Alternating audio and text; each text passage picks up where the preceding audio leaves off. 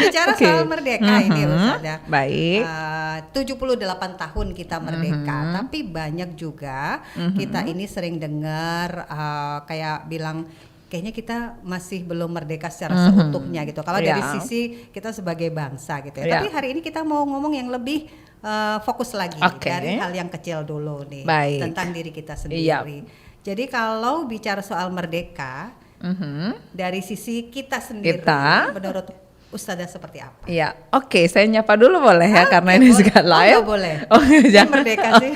Merdeka kan. Baik, bismillahirrahmanirrahim. Assalamualaikum warahmatullahi wabarakatuh. Mitra Muslim dimanapun Anda berada. Semoga hari ini Allah haturkan seluruh kebaikan kepada kita. Amin. Melalui Al-Kahfi kita yang sudah diselesaikan tadi pagi. Kalau belum nanti kita tuntaskan sampai sore. Belum tuntas, separuh. Baik, semoga itu menjadi sinar kehidupan terbaik sampai nanti Jumat yang akan datang. Ya Allah, amin. Nah, itu bagian dari juga kemerdekaan. Nah, merdeka itu kan perasaan kan Mbak Feti, bukan secara fisik. Kalau secara fisik Mbak Feti tidak boleh ngapa-ngapain saya karena saya punya kemerdekaan secara fisik jelas. Lah, kadang-kadang kemerdekaan hati itulah yang membuat orang itu kemudian kalau tidak punya konsep dirinya yang matang, maka dia benar-benar tidak merdeka. Bahkan bukan hanya tidak merasa merdeka, tapi tidak merdeka. Misalnya begini nih, aku pengen hari ini begini, tapi ternyata temanku menginginkan aku begini. Kemudian saya keikut keinginan, itu kan berarti sudah nggak merasa merdeka, ya nggak merdeka beneran gitu kan. Nah, kita harus lihat apa yang diberikan Allah dengan sifat-sifat yang kepada Rasul kita. Ada amanah, ada fatonah, ada kemudian sidik, kemudian ada juga sidik, amanah, fatonah, tablik. Nah, kan itu membutuhkan satu kemampuan untuk betul-betul tidak terkontaminasi dengan orang lain kan. Nah, setiap dari diri kita kalau kemudian membawakan 4 sifat Rasul itu dalam kehidupan kita, maka insya Allah secara fisik kita bisa merdeka, secara hati kepada Allah saja kita kemudian terpautnya kan gitu ya. Nah, kalau kemudian sampai saat ini kita masih membahas ada yang masih belum merasa merdeka, ya kalau saya harus. Karena apa? Badan bukan punya kita, pikiran bukan punya kita. Kehidupan yang nanti mau kita dapatkan itu juga bukan punya kita. Kalau kita merasa sangat merdeka, maka itulah ketika kita tidak bisa bersyukur kepada Allah. Nah, kalau tidak merasa merdeka berarti kan ada kesyukuran, ya Allah saya masih butuh ini, saya masih kemudian pengen begini, maka tolong berikan jalannya begini. Artinya ada satu kesinambungan yang harus selalu kita berikan dalam diri kita itu kepada Zat yang Maha Kuasa, bahwa kita memang berada di dalam kekuasaannya. Dalam. Iya, kok saya tadi tiba-tiba saja masuknya di sana. Artinya kita kalau bicara merdeka itu bukan hanya di permukaan aja ya, Ustazah ya. Bicara soal physically mungkin kita memang nggak mau ya kalau misalnya dipasung di rantai gitu kan, pasti kan nggak mau. Burung aja juga sedih kalau misalnya ada di dalam sangkar gitu kan, karena fitrahnya dia terbang gitu. Nah, tapi yang disampaikan oleh Ustazah tadi, Mitra Muslim, adalah yang lebih dalam lagi, lebih esensinya gitu ya. Artinya sebagai manusia kita memang kan selalu bergantung, nggak bisa merdeka. Jangan sampai kita merasa tidak membutuhkan Allah. Naudzubillah min dzalik gitu ya. Artinya kita memahami kemerdekaan di sini maksudnya dengan Allah kita selalu bergantung. Iya, itu. Karena kunci di kemerdekaan diri itu kan ketika kita mampu untuk melihat potensi diri kita apa, kemudian bisa bermanfaat bagi orang lain, bisa mengarahkan diri kita menjadi sesuatu yang bisa bermanfaat yang lebih gitu, tidak hanya untuk diri sendiri dan masyarakat. Lah kalau kemudian kita sok-sokan misalnya jadi pemimpin yang ala ketua RT saja misalnya, kemudian kita merasa kemerdekaan untuk mengatur masyarakat RT saya, kan juga bisa bahaya. Padahal ketika seorang pemimpin ada rasa kasihan dalam hatinya, kemudian bisa memperhatikan orang lain, artinya dia tidak dalam tanda tanda bahwa dia itu bisa sewenang-wenang gitu kan. Nah kalau dia punya perasaan kepedulian, kemudian berarti bisa saja ketika satu hal dia tidak mau melakukan itu, tapi karena itu dibutuhkan oleh banyak orang, maka dia melihat itu dalam satu sisi kebijaksanaan gitu. Ya. Jadi kita memahami kemerdekaan ini lebih kepada spiritual juga gitu ya, bukan hanya secara fisik. Masya Allah ya. Tapi kalau Ustazah ini kan sukanya, maksudnya bukan sukanya ya, lebih banyak interaksi berinteraksinya itu dengan anak-anak yang masih muda gitu ya. Oh iya. Anak-anak yang usia mulai dari usia yang tidak muda, kecil artinya. Kecil banget gitu ya. Artinya kalau melihat mengamati juga ketika mereka berinteraksi dengan mereka, menurut anak-anak merdeka itu apa sih? Main dong. Tanpa batas waktu. Betul. Pokoknya Ustazah, aku ke sekolah tuh pengen ketemu temanku, aku mau main. Ini tadi baru diajak main masuk di kolam renang. Masya Allah. Ya artinya begitu. Jadi ketika mereka, tapi enaknya jadi anak kecil itu ya, ketika mereka terbatasi oleh sesuatu yang mungkin tidak menyamankan bagi mereka, itu hanya 1, 2, 3, 4 selesai, ketemu yang lain aman, gitu kan. Tapi kalau kita, aduh ideku ini nggak digawe yo. Biasanya nggak dihargai ya. Iya, nggak dihargai. Begini loh. Terus agak lama gitu ya kalau kita. Move on-nya agak lama. Iya, nah enaknya karena anak-anak itu jiwanya lebih bebas dalam arti melihat segala sesuatu karena masih murni, maka dia mudah sekali untuk kemudian meluruskan, ya udah kalau nggak bisa ini ya cari yang itu gitu kan. Nah, kalau kita ini kadang-kadang merasa anak-anak ya. Terus kita kan merasa benar duluan kan Mbak, jadi kayaknya ideku tuh yang paling brilian. Ada yang begini. Saya baca satu kalimatnya Jack Ma. Jack Ma itu kan pemilik yang Alibaba itu kan. Itu bahkan gini, kalau ada setumpukan ide-ide yang dikasihkan di meja saya dan itu dia bilang this is the best, saya akan buang semuanya. Tapi kalau kemudian ide itu dituliskan bahwa apa yang bisa kita inovasikan dari ide saya ini, maka mari kita lakukan bersama. Masya Allah. Jadi kalau yang biasa suka bilang saya jujur amanah itu yang di jalan-jalan itu ya? Iya. Oke. Ups. Jadi kalau misalnya kita self claim gitu, saya hebat, saya terbaik, itu malah mencurigakan. Ya. Tapi kemudian bagaimana ide saya ini bisa kita kolaborasikan untuk menjadi sesuatu yang lebih besar untuk bersama-sama dilakukan, maka itulah yang harus dipertimbangkan. Gitu. Masya Allah. Jadi kalau menjadi anak-anak itu semerdeka itu jiwa dan pikirannya, barangkali kadang-kadang kita boleh ya untuk berguru kepada anak-anak agar jiwa kita juga merasa merdeka. Tapi nanti kita lanjut lagi ya, Mitra Muslim, gimana sih kalau misalnya kadang-kadang kita memang merasa tidak merdeka, kali ini kaitannya dengan sesama manusia. Hari ini kita lagi bahas tentang nggak apa-apa kok kalau kita merasa belum merdeka, gitu ya. Tapi kita memang lebih dalam lagi nih. Kita hari ini agak-agak kalau bahasa Jermannya tuh jeru gitu. Oke. Ya? Aku baru tahu ya. Jeru itu German. Oke. Agak dalam gitu kita ngomongnya tentang kemerdekaan itu sendiri. Bahwa sesungguhnya kita memang tidak pernah, jangan sampai pernah merasa merdeka dari Allah gitu ya. Karena kita sangat bergantung kepada Allah. Nah, kalau kita sampai hari ini pun di usia siapapun hari ini yang sedang mendengarkan, ini ada Bu Lilis di Trosobo yang menyimak gitu ya, kemudian ada Bunda Lulu Sofiatin juga, terima kasih. Nah itu ketika kita merasa Ustazah ya, masih merasa kayaknya saya kok belum bisa jadi diri sendiri ya, masih harus kayak berpura-pura jadi orang lain, topengnya tebal banget. Nah gimana nih supaya kita ini bisa paling tidak merasa lega gitu, bisa menunjukkan bahwa diri kita seperti ini, bahwa kita maunya seperti ini. Iya.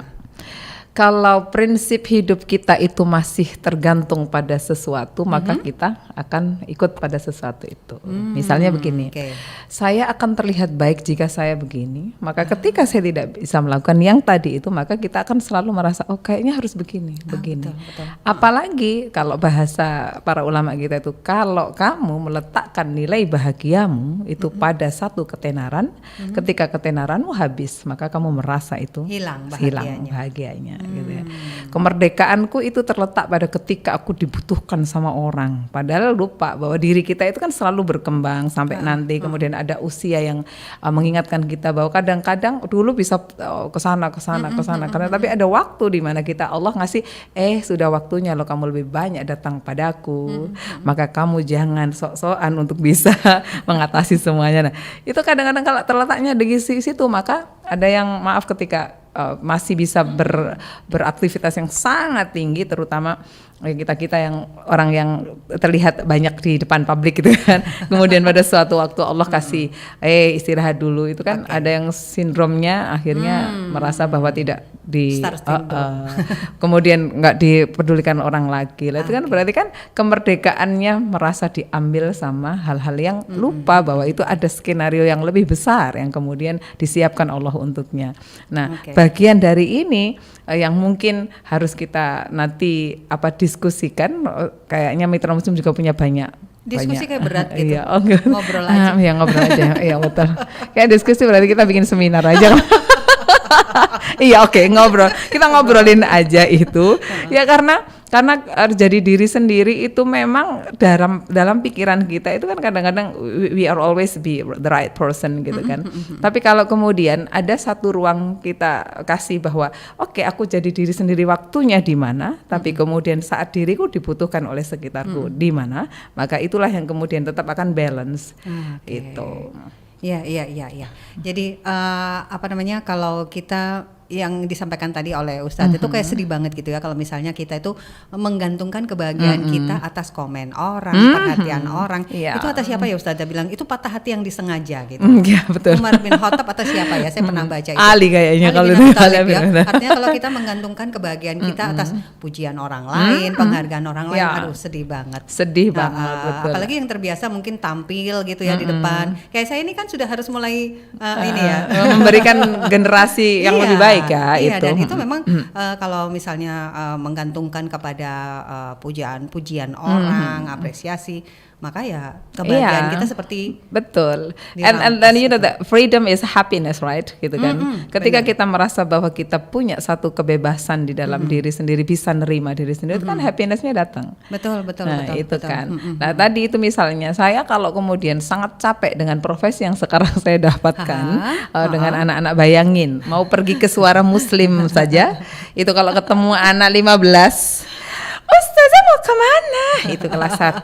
Mau pergi ke radio apa? Jelasin kan. Seakan saya tinggalkan kecuali Suara Muslim itu di mana? Padahal lihat ini jam sudah jam segini nih gitu. Kalau yang lain yang gede, Us mau ke radio tak? Oke, selamat jalan Us, hati-hati. Tapi yang itu tadi terus minta salim. Enggak usah salim, paling tak dipeluk. Aku hari ini belum dipeluk Ustazah. Ya sudah. Baiklah. Saya mau bilang saya merdeka. Saya merdeka sih. Menjadi bahagia bersama mereka, itu was my freedom, saya tengok. Iya.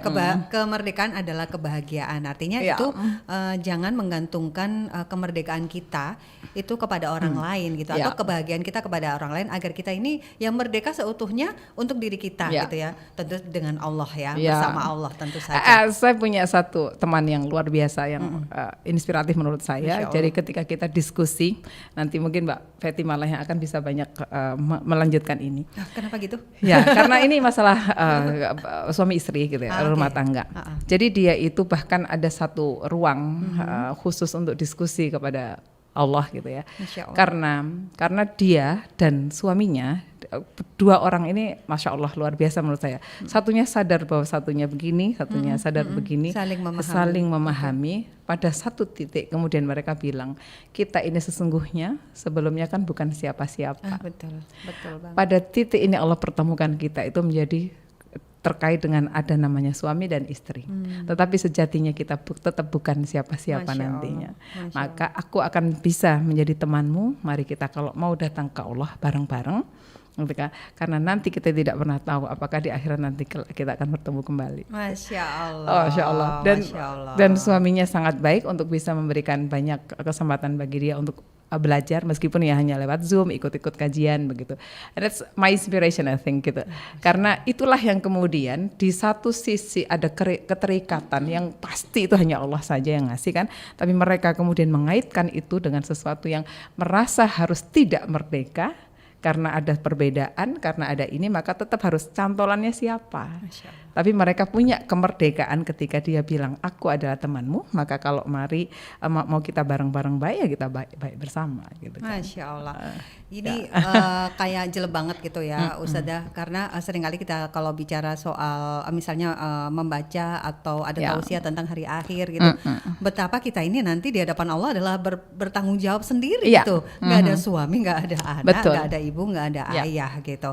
Dan mungkin mitra muslim juga semakin terasa juga ya, semakin tambah usia kita juga circle tuh kayak makin kecil gitu ya. Dulu bisa runtang-runtung kemana-mana, sekarang pasti kan semakin terbatas. Nah jadi kalau misalnya kita nambah usia, kemudian kita mikir, aduh kok kayak nggak punya teman, jangan ya, karena itu bikin kita kebahagiaan terampas. Iya, tapi gini, itu kan satu menurut saya kehidupan itu tidak pernah terputus di tengah gitu ya.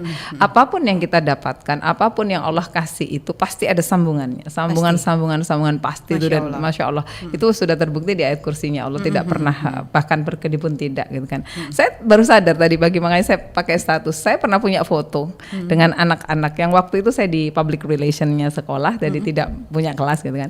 Saya kangen betul untuk ngajar. Aku tolong dong dikasih ngajar. Saya mumpung tidak ada, saya tolong dikasih ngajar, saya kangen ini ketemu energinya anak-anak. Terus kemudian saya dikasih, saya lihat foto, ternyata anak-anak ini sekarang baru kelas 6 dan itu mereka betul-betul yang sama saya itu, wah berarti Allah itu loh Ham, nanti kamu akan ketemu generasi ini lagi pada tahun yang kesekian ini, kemudian kamu akan gini-gini. Saya langsung oke, ya Allah terima kasih. Maka sejahat-jahatnya kita meskipun itu setitik di dunia, kalau dibalas itu alhamdulillah. Kalau saya bilang gitu, justru alhamdulillah. Tapi kalau kemudian kita dibiarkan saja sama Allah untuk melakukan hal-hal yang hanya kita suka, yang menurut kita itu merdeka, dan tidak ada satupun yang mengingatkan kita, maka itu bencana menurut saya. Itu hal yang baik, alhamdulillah yang saya temukan gitu ya. Tapi nauzubillah kalau kita dapat hal yang buruk itu nauzubillah min dzalik gitu ya. Yang ditakdirkan Allah kepada kita, yang ditetapkan Allah kepada kita itu pasti kan yang terbaik ya, Ustazah. Cuman sayangnya kadang-kadang kita itu suka nggak sabaran, suka kadang-kadang itu kenapa begini sih? Kok doaku nggak dikabul-kabulkan juga? Kok aku masih merasa begini-begini aja, tertinggal sama yang lain? Apalagi kalau misalnya ada, ini udah menikah, udah punya anak, anakku udah kerja, ini, pasti sudah mulai nih membanding-bandingkan diri kita sama orang lain dan kita merasa tertinggal. Semakin kita terikat, tidak merdeka, bahkan pengen jadi orang lain. Bayangin bahayanya kan, pengen jadi orang lain. Padahal mana bahagia ya kalau kita jadi orang lain ya. Saya tidak mungkin jadi Mbak Feti, Mbak Feti tidak mungkin jadi saya. Itu Mbak Elsa yang di sana tadi menyenangkan. Itu semangatnya luar biasa. Itu juga nggak mungkin jadi kita. Gitu. Mas Yuda, apalagi nggak mungkin jadi kita lah.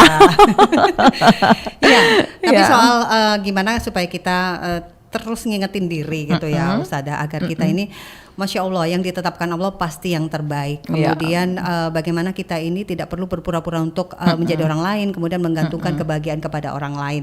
Nah ini mungkin ada nggak sih Ustazah kayak apa sih yang bisa kita lakukan, apa yang bisa kita mulai latih untuk diri kita sendiri, tapi nanti. Oke. Sekarang stop dulu. Baik, kita stop dulu untuk di sesi berikutnya. Stop dulu, ini di spill gimana caranya kita melatih untuk bisa merdeka gitu ya. Merdeka artinya tentu dalam tanda kutip ya, tidak merdeka secara liberal gitu ya, sekuler gitu. Nah nanti disambung di sesi yang berikutnya. Gak apa-apa kok kalau merasa belum merdeka, karena ada hal-hal yang memang kita harus tidak merasa merdeka ya, terutama ketergantungan kita kepada Allah SWT.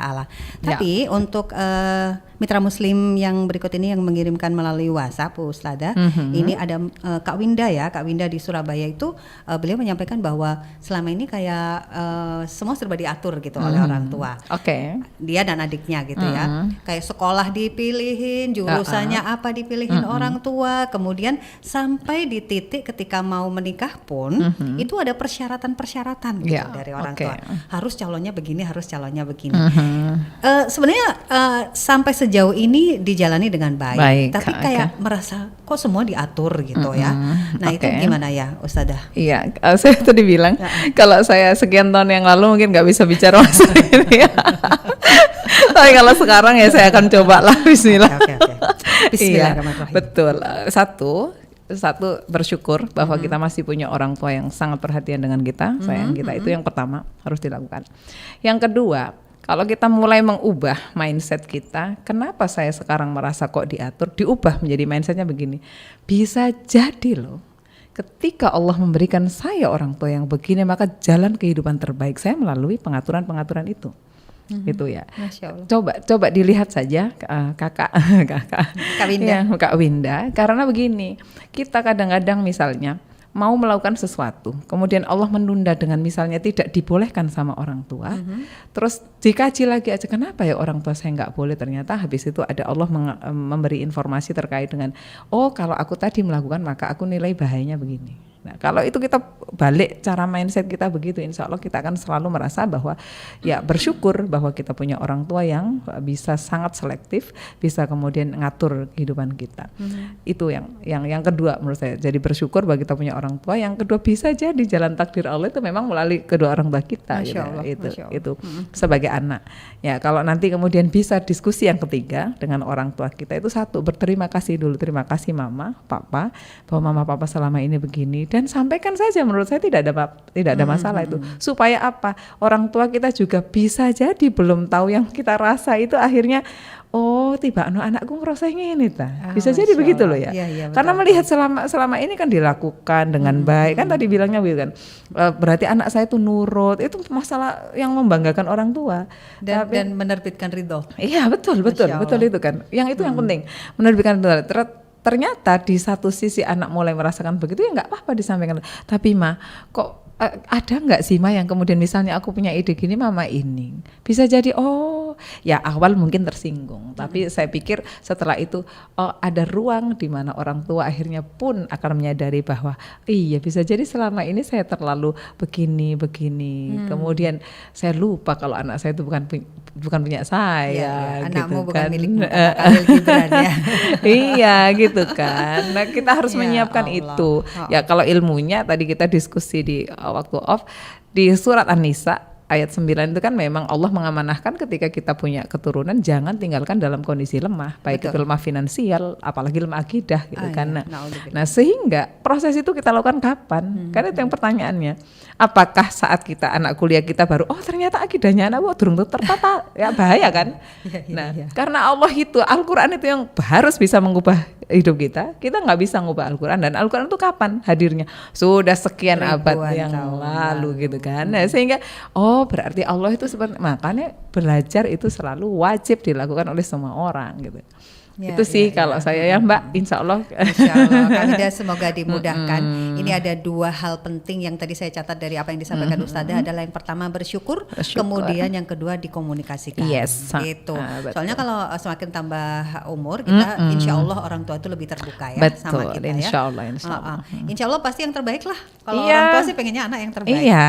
Gitu. Tidak ada loh orang tua yang pengen anaknya celaka ada.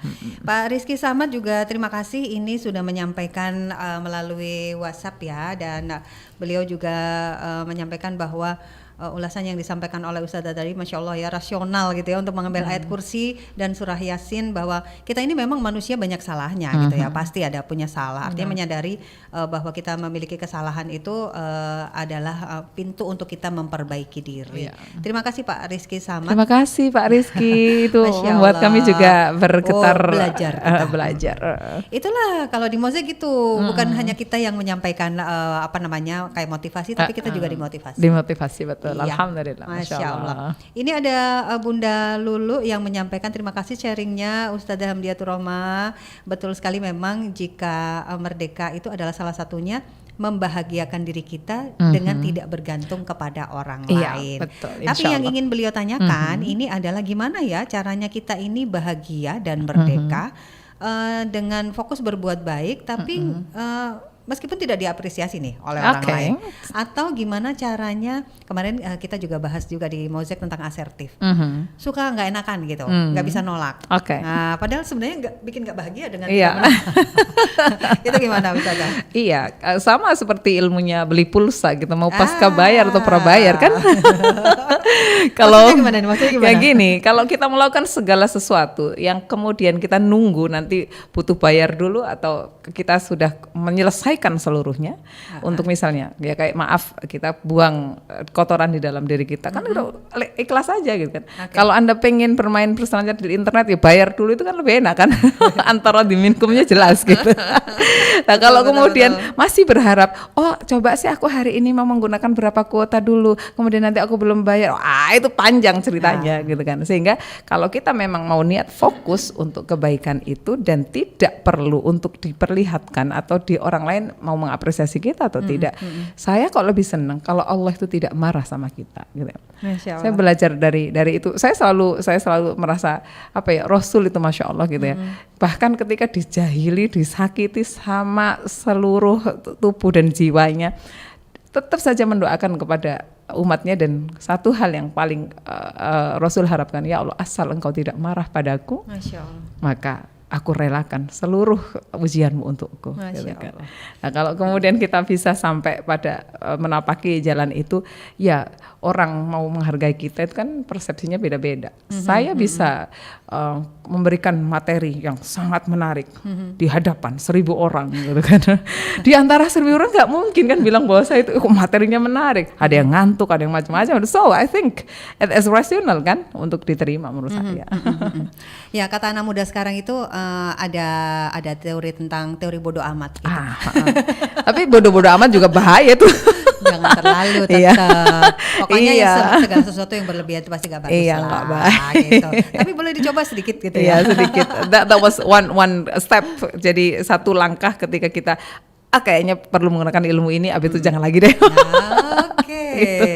Itu boleh menjadi latihan dasar gitu ya. Selanjutnya teori ikhlas itu yang paling penting. Baik, penting. Masya Allah. Ada beberapa yang sudah komen di channel YouTube juga. Tapi nanti coba saya bacakan setelah jeda ya. Kita mau jeda dulu untuk beberapa pariwara. Ada Mbak Rurin Ernayanti yang sudah komen di channel YouTube-nya Suara Muslim TV yang menyampaikan, Alhamdulillah barakallah Ustazah, pembahasan dan obrolan kali ini menarik, sangat menarik ya untuk kita semua. Salam kenal katanya. Ya, salam kenal juga. Merdeka. Nah, yang ditanyakan oleh Mbak Rurin itu adalah gimana ya Ustazah makna kemerdekaan yang hakiki menurut Islam, dan apa sih yang bisa kita lakukan, upaya-upaya apa supaya di dalam rumah tangga itu juga kita bisa mempertahankan yang namanya kemerdekaan. Ini harus ditanyakan dulu, kemerdekaan seperti apa gitu. Gimana Ustazah? Kalau hakiki saat kita bisa cinta Allah dan Rasulnya dengan sangat bebas, itu hakiki. Seperti sahabat Ustazah tadi ya. Iya, itu. Yang kedua, kalau rumah tangga, saya pikir gini, ketika para suami mengizinkan kita masih bernilai manfaat di luar tanpa ada aturan yang kemudian tidak syar'i gitu kan. Ya, itu saya pikir itu juga satu kemerdekaan. Masya Allah. Artinya suami juga sadar bahwa ketika dia membebaskan istrinya, dalam arti memberikan kepercayaan, mungkin lebih baik itu kayak kalimatnya, memberikan kepercayaan bahwa kehidupan yang akan dibawa mereka berdua dengan memberikan kepercayaan itu tadi adalah sebuah hal yang jalan untuk kepada Allah, kenapa enggak gitu kan. Nah itu kalau sederhananya situ. Kalau yang lain-lain misalnya sudah terkait dengan kewajiban suami kepada istri, ya itu memang harus dilakukan lah. Jangan menafikan itu, menurut saya gitu. Tugasnya istri kan bukan memasak, tugasnya istri itu taat pada suami. Tapi kalau suami nyuruh masak, ya harus taat. Iya. Ya itu. Ya, itu masih bisa dikomunikasikan sih. Mas cuma bisa itu rebus air doang. Ya Allah. Masak deh dari dulu rebus air doang. Iya. Belajar dong. Sebenarnya tadi yang nanya tentang makna hakiki tadi itu bukan Mbak Rurin ya, Bu Lilis tadi ya. Tapi Mbak Ririn tadi yang salam kenal tadi. Salam kenal Mbak Ririn. Sudah dijawab gitu ya oleh Ustazah. Ini berkaitan dengan bagaimana kita bisa mempertahankan kemerdekaan di dalam rumah tangga. Artinya rumah tangga yang merdeka itu adalah rumah tangga yang terus menuju kepada Allah gitu. Betul, dan itu butuh ikhtiar bareng-bareng. Jadi kalau bahasa sekufu itu saya selalu diskusi sama teman-teman begini, kalau toh misalnya pada awal-awal pernikahan kita itu belum menjadi hamba yang mencintai Allah secara sekian persennya, harusnya kemudian ketika kemerdekaan hati kita untuk ngobrol dengan Allah, untuk ngobrol cinta sama Rasul, itu akhirnya pada titik dalam sekian tahun kita berumah tangga harusnya sama-sama sudah mencapai level yang sama gitu kan. Kayaknya begitu kayaknya, insya Allah. Amin ya rabbal alamin. Kan nggak mungkin misalnya saya awalnya nggak bisa ngaji ngaji gitu. Kemudian suami juga nggak bisa ngaji. Habis itu biasa-biasa aja, udah nggak ada usaha untuk sekian, kan rugi banget gitu rugi kan. Rugi banget, 10, 11, 12 tahun kemudian masih tetap nggak bisa ngaji, rugi. Bayangkan anak-anak kita gitu kan. Nauzubillah min dzalik. Sekolah aja S1, S2, S3 harus menguasai banyak. Kenapa ngaji nggak bisa-bisa gitu. Padahal ini kompasnya kehidupan, rumusnya kehidupan. Ada yang terlewat nih Ustazah. Tadi sebelum jeda itu saya kan nanya ya, kalau misalnya kita masih merasa harus menjadi orang lain, berpura-pura dan sebagainya, bisa kan ya kita untuk melatih untuk kita menjadi lebih merdeka dalam tanda kutip tentu saja ya. Menurut Ustazah gimana ya kita bisa mulainya untuk melatihnya itu? Satu, kesadaran diri bahwa yang kita pilih itu ya memang kita pilih karena kita pengen menjadi seseorang yang berguna bagi orang lain gitu. Kalau ya balik lagi kan, kalau kemudian kita punya topeng, kita kemudian pengen melakukan sesuatu itu kok saya merasa terpaksa ya berarti artinya Anda belum mengikhlaskan diri Anda untuk melakukan itu kan, gitu. Sehingga memang satu, Allah itu kadang-kadang memberikan satu hal kepada kita itu benar-benar yang tidak pernah kita sukai. Tidak pernah kita sukai, bahkan bisa kita tolak berkali-kali gitu. Ya Allah, saya nggak mau ini, ketemu aja tentu ketemu lagi, besoknya ketemu lagi, pasti ada maksudnya kan? Pasti nih, udahlah ya Allah, nyerahnya sama Engkau saja deh, selesai berarti. Berarti kan enak begitu kan. Kalau kemudian saya diminta Mbak Fetty untuk melakukan sesuatu, kemudian saya bisa nolak tuh, masih bisa nolak. Tapi kalau kita bercermin pada satu cermin yang lebih besar, bahwa kok Mbak Fetty selalu minta saya hal yang sama sih, sampai berapa ini, kalau saya fokusnya ke Mbak Fetty, ya berarti saya nurutin Mbak Fetty kan. But if I said, berkali-kali Mbak Fetty ke saya dengan bahasa yang sama, dengan tujuan yang sama, dan ini tidak mungkin kalau Allah tidak ngasih sesuatu pada saya, maka baiklah ya Allah, saya mau. Berarti untuk Mbak Fetty saya bukan karena Mbak Fetty-nya, tapi karena saya menyerah kepada Allah. Gitu. Iya, karena bahkan daun jatuh pun itu semua atas izin Allah. Kalau ada orang yang sama selalu minta tolong kita dengan cara yang sama, dengan respon yang sama juga dari kita, artinya itu pasti ada maksud Allah gitu ya. Ustazah, tapi kadang-kadang memang kita perlu juga loh pakai topeng. Saya jadi ingat teman saya itu, teman saya itu kan ceplas-ceplos gitu ya. Tapi dia bilang, seceplas-ceplosnya dia tetap harus pakai namanya topeng pura-pura gitu. Kalau enggak, setiap orang akan sakit hati dengan mulut saya. Tapi mungkin gimana? Tapi mungkin gini ya, bahasa topeng itu saya agak negatif, lebih ke negatif. Bahasa basi kali maksudnya. Tetapi kalau misalnya beradaptasi pada lingkungan, artinya ya tadi ada asertif, ada adaptasi yang kemudian memang kita menjaga karena tidak hidup sendiri. Maka ketika saya ngomong dengan bahasa begini kok reaksi dari sekitar saya begini, maka yang harus belajar adalah saya. Oh, berarti lingkungan ini tidak cukup pas kalau saya dengan bahasa begini, maka saya harus begini. So bagi saya tidak topeng, tetapi bagaimana kita cerdas untuk melihat situasi dan kondisi di sekitar. Karena topeng itu konotasinya jadi negatif, kayak harus menutupi segala sesuatu yang harus Anda sembunyikan. Itu sangat capek hidup seperti itu. Bukan itu maksudnya ya. Tapi bagaimana kita beradaptasi, kemudian bagaimana kita memilih kata untuk berkomunikasi dengan orang lain agar tidak menyakiti. Nah, itu justru yang lebih penting. Gitu. You can imagine that I have a student start from first grade until sixth grader. So after that I have to teach like senior high school. Kalau saya tidak menggunakan kemampuan-kemampuan yang dikasih Allah untuk ngadepi arah SMA ini. Iya, pasti beda. Itu kan bukan topeng, tapi itu adalah sesuatu yang memang itu justru kecerdasan ya. Iya, butuh kecerdasan. Kemudian menghadapi orang tua wali murid yang beliau misalnya, kok anak saya begini, masalahnya dengan anak lain misalnya. Tapi kemudian ditelusuri lagi, jangan masalahnya itu ambil wong tua dengan wong tua, gitu kan? Nah, itu kan it is like you need a intelligence, bukan topeng. Tapi justru bagaimana kecerdasan soft skill juga itu ya. Bayangkan ketika Mbak Fetty dengan orang tua lain misalnya, terus saya gurunya, Mbak Fetty bilang A, orang tua yang lain bilang B. Sangat berbeda. Dan dan saya harus di depan Mbak Fetty tetap harus baik kan? Di depan orang tua yang lain juga harus tetap baik. Tapi bagaimana kemudian it is not topeng, tapi mempertemukan dua perbedaan ini dengan cara kemampuan kita, saya pikir Masya Allah. Dan itu salah satu bagian dari jiwa yang merdeka tadi. Yes. If I'm not freedom, I think I can't do it. Nggak mungkin saya bisa melakukan itu. Masya Allah. Oke, kita sudah hampir jam 11 siang. Yang perlu di-highlight dari obrolan kita pagi hari yang ini. Perlu di-highlight adalah jangan korupsi dengan usia kita. Oh iya. Usia maksudnya? Maksudnya korupsi dengan usia kita. Kirain yang baliho di jalan-jalan itu lagi. Enggak, artinya gini, kalau kita korupsi dengan diri kita sendiri tuh bahkan mau melakukan segala sesuatu masih mikirin. Terus kemudian aku mau deh hanya terlihat baik saja kepada orang lain begini. Maka saya pikir itu adalah sesuatu yang sangat mencapaikan. Sehingga tidak merdeka. Anda merasa punya banyak uang, kasih uang orang lain itu menjadi akan nanti baliknya bagaimana? Apakah itu kemerdekaan? Tidak. Tapi ketika Anda bisa menjadi diri sendiri dan tahu betul bahwa mengukur level tangganya itu semakin naik, saya pikir itu adalah kemerdekaan yang insya Allah berkah. Gitu. Mereka bukan egois ya? Tidak ada orang yang merasa merdeka itu dia akan egois. Oke. Orang catat ya. Benar. Ketika kita merasa merdeka, masih bisa egois, artinya Anda masih menginginkan segala sesuatu yang bukan kemerdekaan. Ya.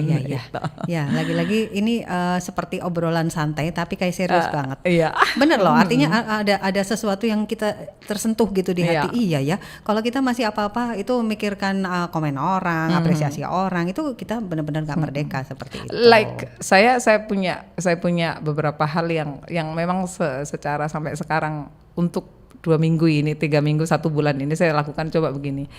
Ya Allah, uang aku tidak punya apa-apa gitu kan. Segala sesuatu yang ada dalam diriku ini juga bukan milikku. Bahkan ketika aku punya perasaan, misalnya aku mencintai anak-anakku di sekolah, aku kemudian kadang-kadang mereka tidak mendengarkanku, aku merasa kehilangan itu. Mereka hari ini tidak menyapaku, kehilangan itu. Kalau aku selalu akan berpikir bahwa itu adalah sesuatu yang harus aku pikirkan karena perasaanku juga engkau yang kasih. Masya Allah. Gitu kan. Maka aku berikan kembali semua perasaanku padamu, engkau yang akan buat itu menjadi sesuatu yang lebih bermanfaat. It's why saya kalau ngajar apapun yang bisa saya lakukan, berdiskusi dengan mereka, bahkan mereka hanya cerita, hari ini sepatuku yang baru, kemarin gitu. Masya Allah. Jadi apapun itu di sini ya sudah kasih balik lagi sama Allah. Ya. Allah lah yang maha memiliki hati kita. Untuk itu kalau kita misalnya merasa kehilangan, merasa nggak terima atas perlakuan orang, sudah kita serahkan kepada Allah. Dan itu kemerdekaan. Kemerdekaan yang Ya. sesungguhnya Anda bisa terima semua yang dikasih Allah itu dengan lapang dada. Masya Allah. Berarti kita harus ucapkan ke mitra muslim merdeka. Kesekian ke usia masing-masing. Usia masing-masing. Mas mau ngomong usia kan nggak boleh korupsi tadi. Enggak ya. Kalau usia. Makanya. Oke. Masya Allah, terima kasih banyak. Sama-sama. Ya Ustazah hari ini sudah datang ke studio. Ditahan-tahan sama muridnya tadi gitu ya. Masya Allah. Terima kasih. Terima kasih Allah hari ini kau pertemukan kita semua menjadi sesuatu yang insya Allah lebih istimewa. Jumat berkah ya. Jumat berkah. Ya mudah-mudahan sehat selalu. Amin. Ustazah dan selalu bahagia, selalu merasa merdeka gitu ya. Salam untuk keluarga juga. Assalamualaikum warahmatullahi wabarakatuh. Waalaikumsalam warahmatullahi wabarakatuh. Masya Allah. Alhamdulillah kita sudah ngobrol seru ya bareng Ustazah Hamdiatur Rohmah. Bukan hanya seru tapi juga tentu bermanfaat karena ini bisa menjadi pengingat bagi kita untuk lebih memperbaiki diri lagi, untuk tidak menggantungkan kebahagiaan kita kepada orang lain. Dan semoga Anda semua bahagia dan merasa merdeka hari ini. Mitra Muslim, saya Feti Aisyah pamit undur diri bersama rekan-rekan di Suara Muslim Radio Network. Baik yang ada di Lumajang ya, ada Kiki Rizkyani di sana, ada Mahfud Manaf di Suara Muslim Tuban dan juga Muhammad Amru di Mitra FM Batu. Elsa Karunisa, produser program Mozaik siang pagi sampai siang hari ini, dan juga ada Yuda Setiawan, videografer di Mozaik pagi ini. Bismillah ya, kok bismillah lagi? Alhamdulillah ya harusnya ya. Subhanakallahumma wa bihamdika nasyhadu alla ilaha illa anta nastaghfiruka wa natubu ilaik. Maha suci Engkau ya Allah, dan dengan memujimu kami bersaksi tiada Tuhan yang berhak diibadahi selain Engkau. Kami memohon ampun dan bertaubat kepadamu. Wassalamualaikum warahmatullahi wabarakatuh. Waalaikumsalam.